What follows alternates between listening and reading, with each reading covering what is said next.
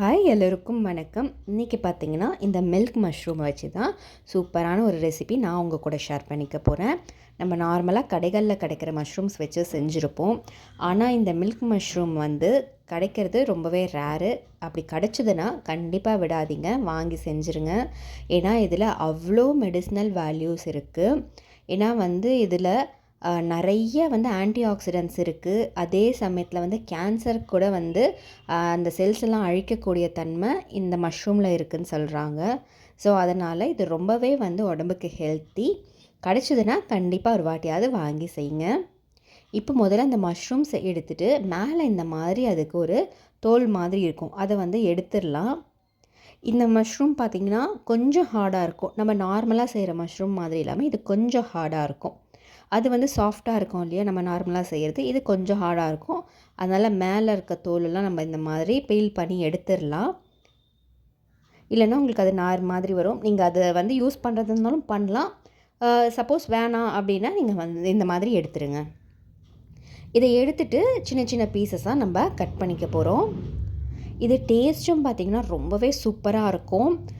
இந்த ரெசிபி நீங்கள் இட்லி, தோசை, சப்பாத்தி, பூரி எல்லாத்துக்குமே நீங்கள் சைட் டிஷ்ஷாக வச்சு சாப்பிட்றதுக்கு ரொம்ப நல்லாயிருக்கும். இது இந்த மாதிரி கொஞ்சம் பெரிய பெரிய பீஸாக நம்ம கட் பண்ணி எடுத்துக்கலாம். கட் பண்ணிவிட்டு இந்த மாதிரி நம்ம தண்ணியில் போட்டு வச்சிடலாம் கொஞ்சம் நேரம். இப்போ மேலே இருக்க எதனா டஸ்ட் இருந்தால் கூட நமக்கு வந்துடும். இப்போ இதுக்கு பார்த்திங்கன்னா ஒரு குடமிளகாய் எடுத்துருக்கோம். இது கூட குடமிளகாய், உருளைக்கிழங்கு, என்ன வெஜிடபிள்ஸ் இருந்தாலுமே சேர்த்து செய்யலாம், ரொம்பவே நல்லாயிருக்கும்.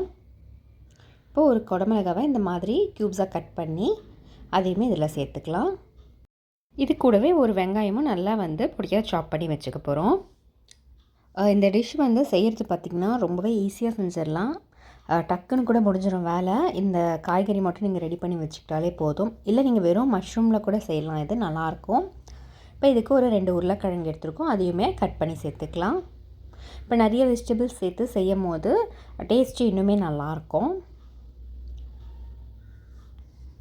இதுக்கு தேவையான தக்காளியும் சேர்த்துக்கலாம். ஒரே ஒரு தக்காளி மட்டும் தான் சேர்த்துருக்கோம், அதுவே போதும். அதையுமே இந்த மாதிரி கட் பண்ணி வச்சுக்கலாம். இப்போ காய்கறிலாம் கட் பண்ணியாச்சு. இப்போ தேவையான மசாலாவை நம்ம ரெடி பண்ணிக்க போகிறோம். ஒரு டீஸ்பூன் சோம்பு, ஒரு துண்டு பட்டை, 4 லவங்கம், 2 ஏலக்காய், ஒரு 2 பத்தை தேங்காய் எடுத்துக்கலாம். கூடவே ஒரு ஸ்பூன் கசகசா எடுத்துக்க போகிறோம். இது தாளிக்க வேண்டிய ஐட்டம்லாம் இதில் போட்டுடலாம். இந்த ஹோல் கரம் மசாலாவை போட்டு தாளிச்சிட்டு ஃபஸ்ட்டு இந்த வெங்காயத்தை போட்டு நல்லா வதக்கிடலாம். வெங்காயம் நல்லா வதங்கட்டும். வெங்காயம் நல்லா வதங்கினதும் ஒரு 2 டீஸ்பூன் அளவுக்கு இஞ்சி பூண்டு பேஸ்ட் நம்ம இதில் சேர்த்துக்கலாம். சேர்த்துட்டு அதையுமே நல்லா வதக்கி விட்டுடலாம். இப்போது இஞ்சி பூண்டு பேஸ்ட் போட்டு பச்சை வாசனை போனதும் நம்ம நறுக்கி வச்சுருக்க காய்கறிகளை சேர்த்துட்டு நல்லா வதக்கிக்கலாம். வதக்கிட்டு இதுக்கு தேவையான அளவுக்கு உப்புமே இதில் சேர்த்துடலாம். இது வதங்கிறதுக்குள்ளே இதுக்கு தேவையான ஒரு பேஸ்ட்டுமே நம்ம இப்போ அரைச்சிக்க போகிறோம். அதுக்கு ஒரு தக்காளி, 2 துண்டு தேங்காய் பத்தை, சோம்பு, கசகசா, அதுக்கப்புறமா பட்டை, லவங்கம், 2 ஏலக்காய் எல்லாத்தையுமே சேர்த்து நல்லா பேஸ்ட்டாக அரைச்சிக்கலாம். இந்த பேஸ்ட்டை இப்போது இதில் சேர்த்துக்கலாம். சேர்த்துட்டு அதையுமே இந்த மாதிரி நல்லா வதக்கி விட்டுடலாம். அது நல்லா பச்சை வாசனை போகிற வரைக்கும் இந்த மாதிரி வதங்கட்டும். இப்போ இதுக்கு தேவையான அளவுக்கு மிளகாய் தூள் சேர்த்துக்கலாம். தனி மிளகாய் தூள் இருந்தால் சேர்த்துக்கோங்க. ஒரு 1.5 டேபிள் ஸ்பூன் அளவுக்கு நம்ம சேர்த்துக்கலாம். சேர்த்துட்டு நல்லா வதக்கி விட்டுடலாம். இப்போ கொஞ்சமாக தண்ணி நம்ம ஆட் பண்ணிக்க போகிறோம். இது ஒரு செமி கிரேவியாக பண்ணுறதுனால கொஞ்சமாக தண்ணி ஆட் பண்ணிக்கலாம். இது மூடி போட்டு காய்கறிகளாம் நல்லா வெந்து வரட்டும், அது வரைக்கும் வெயிட் பண்ணலாம். இப்போ பாருங்கள், இந்த மாதிரி நல்லா கொதிக்கணும். இப்போ இந்த ஸ்டேஜில் காய்கறியெல்லாம் வெந்துருச்சான்னு செக் பண்ணிக்கோங்க. உருளைக்கிழங்கு வெந்திருந்தாலே எல்லாமே வெந்துட்டுருக்கோம். இப்போ இந்த ஸ்டேஜில் வேணும்னா நீங்கள் ஆஃப் பண்ணிக்கலாம். இல்லை இன்னும் உங்களுக்கு திக்காக வேணும்னா நல்லா சுண்டை வச்சுட்டு இறக்கிட்டிங்கன்னா இன்னும் நல்லா திக்கான ஒரு கிரேவியாக கிடச்சிரும். லாஸ்ட்டாக கொஞ்சமாக நம்ம கொத்தமல்லி தழை தூவிட போகிறோம். அவ்வளோதான், சூப்பரான மில்க் மஷ்ரூம் கிரேவி ரெடி ஆகிடுச்சு. இது ரொம்பவே டேஸ்டியாக இருந்தது. அன்றைக்கி நாங்கள் தோசை கூட தான் வச்சு சாப்பிட்டோம், ரொம்ப நல்லா இருந்தது.